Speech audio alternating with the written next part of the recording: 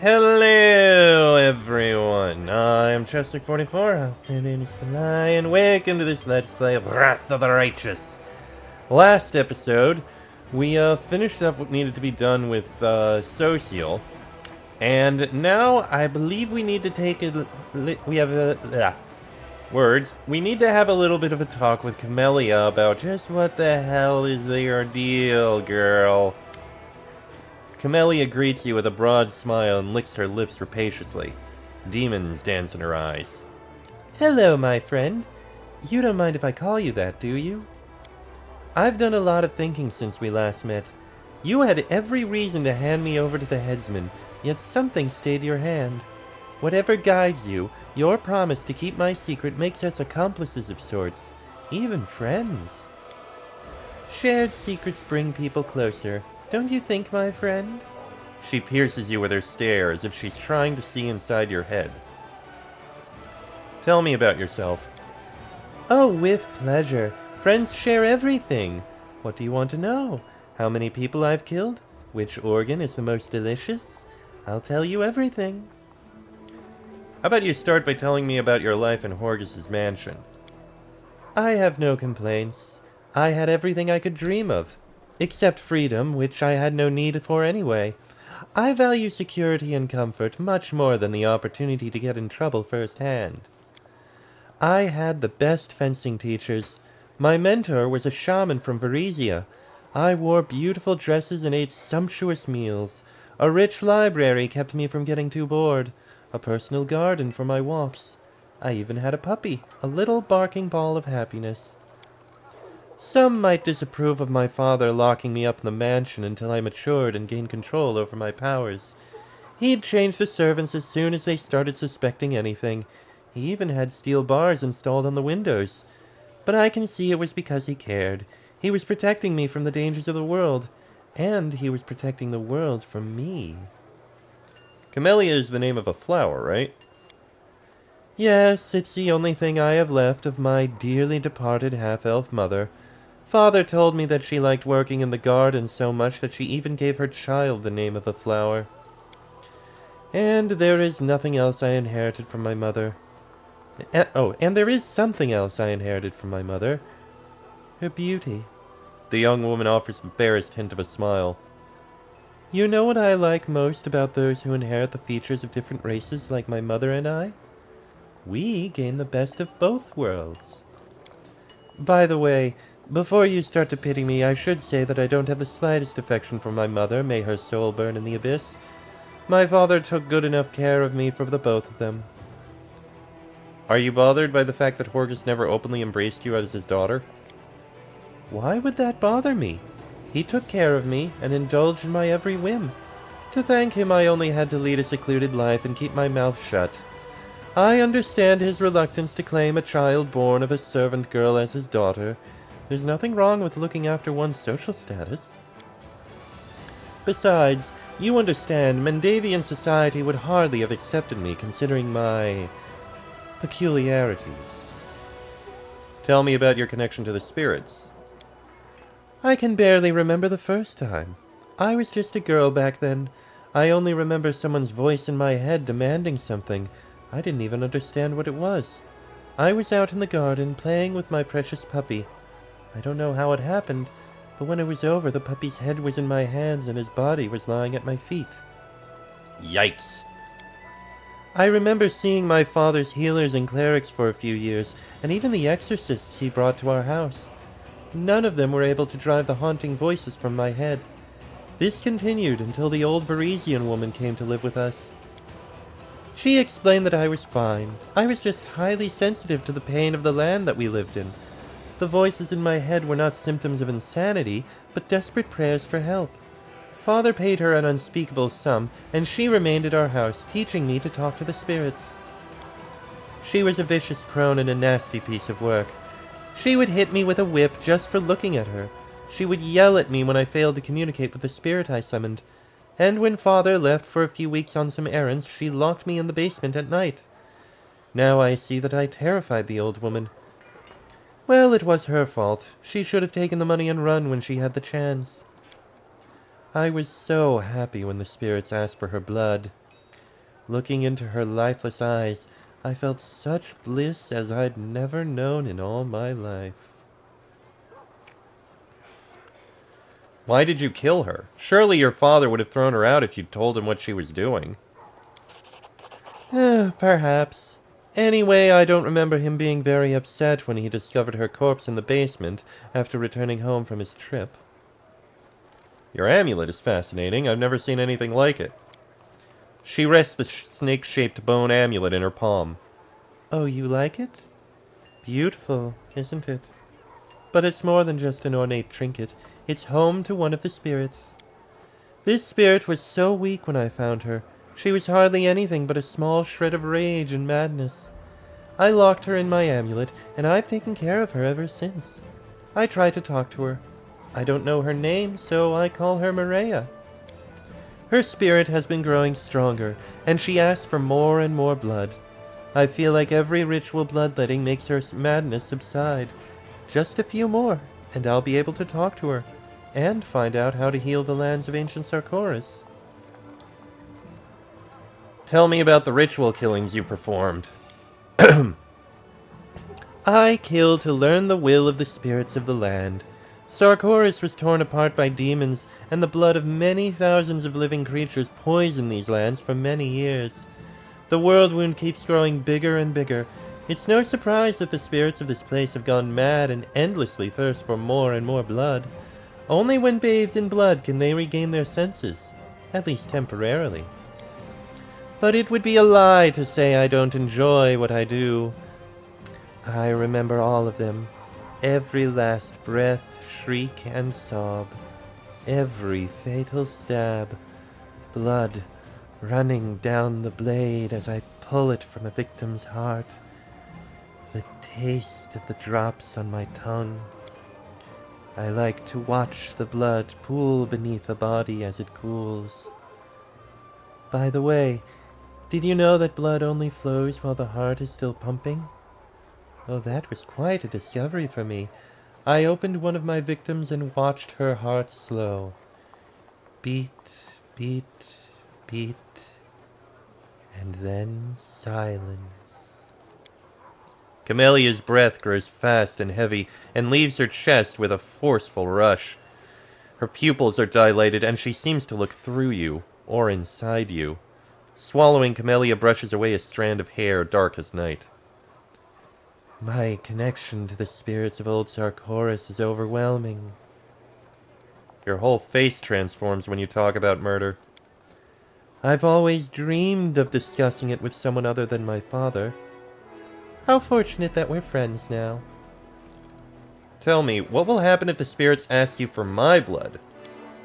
I wonder. There's only one way to find out. Seeing the suspicion on your face, Camellia lets out a short laugh. I jest, of course. I promise. If something like that starts to happen, I'll tell you at once. I'm loyal to you. You can trust me. We're friends. What do you think of the powers you received from me? What do I think of them? Oh, I love them. I've always felt special, and my ability to talk to spirits was proof of that. But now I feel that I can do anything. Tear someone in half, demon or human, freeze a beating heart in someone's chest with a simple look or a mere thought. With a wish, I can make the blood of a living being flow in the wrong direction. It is celestial bliss, my friend. I'm grateful to you for giving it to me. I'm not going to make the suggestion of lesbianism simply because I am not going to go after her for that, so I've learned enough. Sometimes I find severed heads in my bag. Is that your handiwork? What good are they to me? The moment life leaves the body, now that is exciting. In the moments that follow, when the body is cooling down rapidly, losing the last of its warmth, I am filled with sweet languor. But the cold corpse that remains is just a corpse. It holds no interest to me. Are you still trying to learn something from the spirit in your amulet? Maria, the spirit that's locked in my amulet, is only slowly awakening. I need to give her blood to lift the Shroud of Madness so I can talk to her. Sarkoris is in pain. I can feel it. As you commanded, I have not fed her spirit. That's why, alas, I haven't been able to lift Mirea's madness or heal the land's suffering. Alright. Visit me again soon. You don't want me to start missing you. I'm sure. Do I actually have some loot to give? No, I do not have any loot to sell. But I would like to go and speak to Horgus Gwyrm, see what he has to say now that we know the truth about Camellia. I wonder what he has to say about this. Also, I just noticed, Social isn't anywhere on the map. Strange.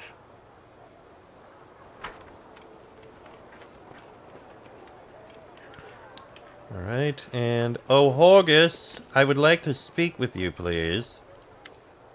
I'm listening, Knight Commander. Let's talk about Camellia and her peculiarities. I take it you know about that now, too. What's the point in discussing it? Go and speak to her. I don't know much about it. A Varisian shaman I hired to help Camellia said she communicates with spirits. Hears their voices or something. Too bad the old woman couldn't help. The voices whispered something to my daughter, and she sacrificed the Varisian to them, right there in the mansion cellar. Horgus wipes the sweat from his forehead. What was I supposed to do? I couldn't throw Camellia out on the street. I couldn't turn her over to the gods. I'm her father, you know. Perhaps help was what she needed, but I didn't wish to make those incidents public. The Gwyrm's honest name mustn't be sullied by scandal. That's why I locked Camellia in the mansion, so she would remain out of the public eye. Who knows when a spirit might whisper something to her? I changed the servants every few months so that they wouldn't discover anything they shouldn't. Sometimes thieves snuck into the mansion, or my guards would catch some bandits attacking my retinue while traveling. The roads in Mendev are not very safe.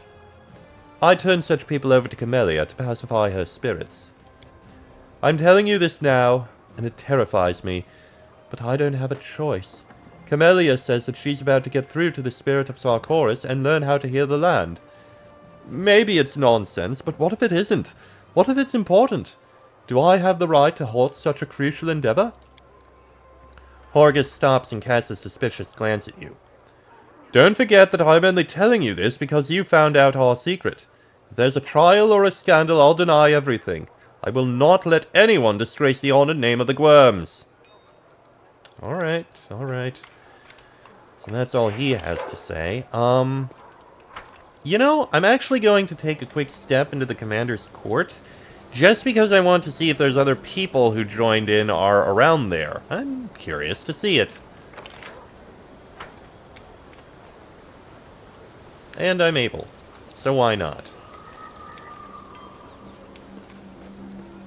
Alright, up to the commander's court. I mean, the people I'll have with me are, let's see, you, you...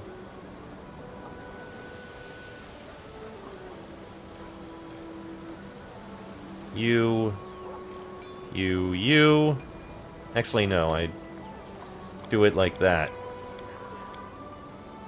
This is only temporary, but that is actually probably the group I'm gonna take when I go back to the Midnight Isles. Alright, you get onto the horse. Now, let's see. There's the young crusader. Finally, we're crusading. There's a few other things around here, interestingly. A jar. There's Kill 5 knives. Nothing to say about that. Oh, wait a minute. Wait. Those are the mimics, aren't they? I bet they're the mimics. That would make sense. Halfling warriors. Okay, we do have the young crusaders around here and everything. Maestro of Entering, that lovely thing. The Mitress. That's also probably one of the mimics.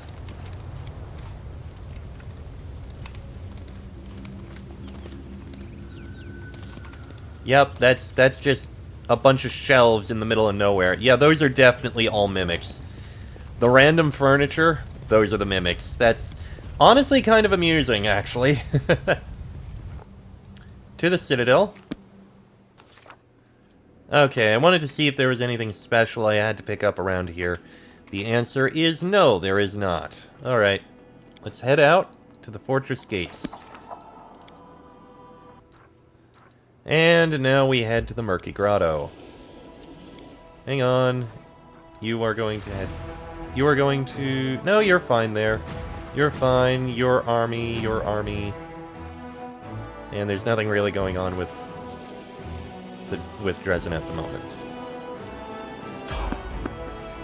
And we've got some enemies to fight. Shouldn't be long. I mean, in this area, I think they're all weak. Yet another obstacle. Oh yeah, a bunch of ash giant wreckers. You've crossed the wrong Easily mongrel. slain. Down goes 1, 2, and 3. Oh, wait! Oh, there was another over there. I didn't even see it. I'm off. You go ahead and toss one of these up, just to keep us alive. Yeah, Masterwork Great Club's the only thing they have that's worth anything. It's not worth much. To the exit. And continue on. We are tired. And we'll rest when we get onto the ship. There is a rest point there that is not really risky. Although, I think before we actually go onto the ship, I'm gonna go ahead and buy all of that food that we can buy. Yes, it is a shit ton, it's practically cheating, but being able to have all that with me, probably a good idea.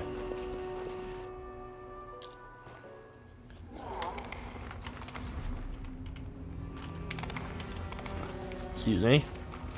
Alright, Chaplain. I think it's the regular equipment.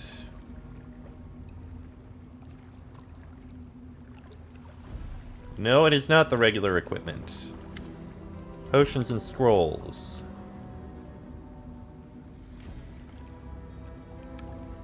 Yep, there we go. It is going to be a little bit expensive. I'm only going to buy anything that's cooking ingredients. Cooking ingredient, cooking ingredient, cooking ingredient. Nope. Cooking ingredient, cooking ingredient, cooking ingredient, cooking ingredient. You know, actually, maybe I shouldn't, because it is actually, like, a lot of weight. So, maybe I'll just buy the things that, Oh, those are regular great coats, jeez. Maybe I'll just buy the things that I'm kind of low on, or don't have. Let's see. Flour, I'm definitely fine on. Luminous herb? I don't have any.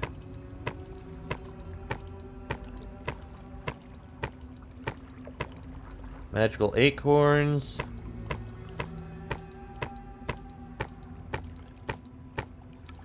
Mandragora roots. I can do it like this, can't I? Oh yeah, that's actually better. Yeah, I'll buy 10 of each of these things that I'm low on. Milk, I'm good. Mix of demonic poisons. I don't have any. Mix of spices, I'm good on. Mutated fish, I'm good. Onions, I'm good. Phoenix feather, I don't have any.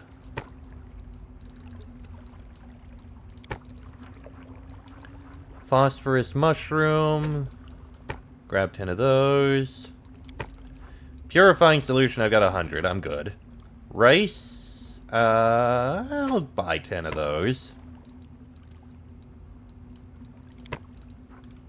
Shadow clover, yeah, go ahead, buy 10 of those.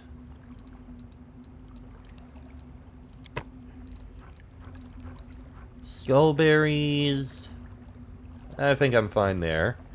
Spell gorging flowers, yep, need those.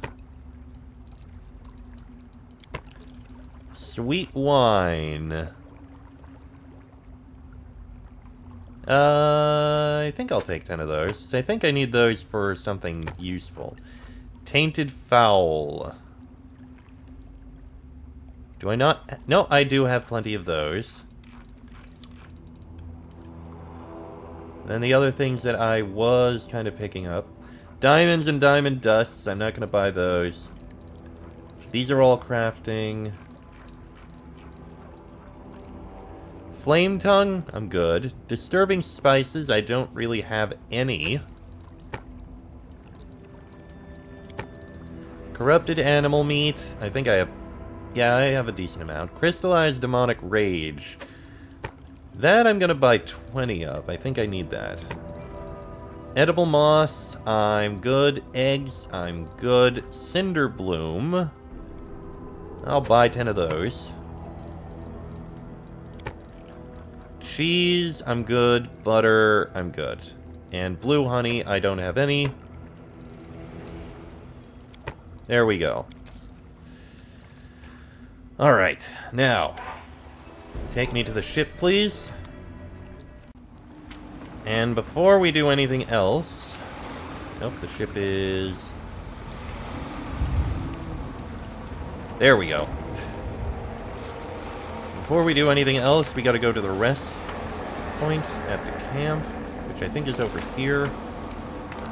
Yes. Alright, everyone rest.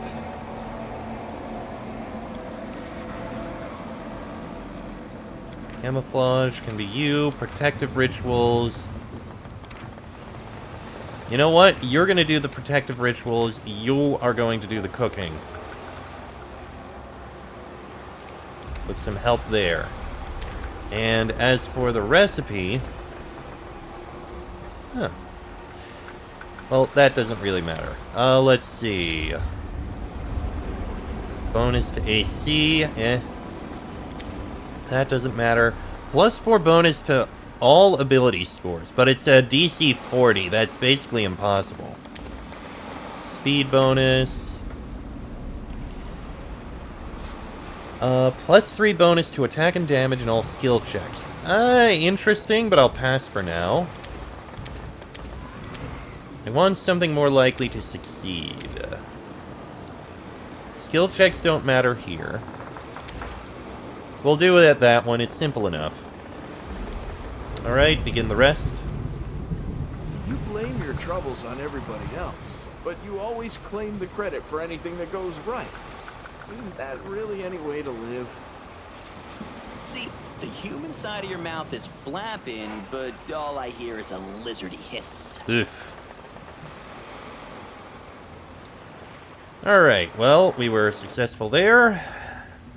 And let's head back up and, well, first, get back onto the haunts.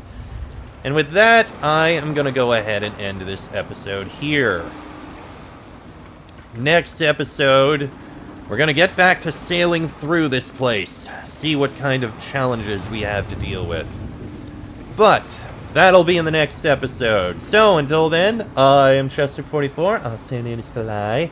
That is me, Sela, Woljif, Lan, Darren, and Nenio. This has been a Let's Play of Wrath of the Righteous. And I shall see you all next time.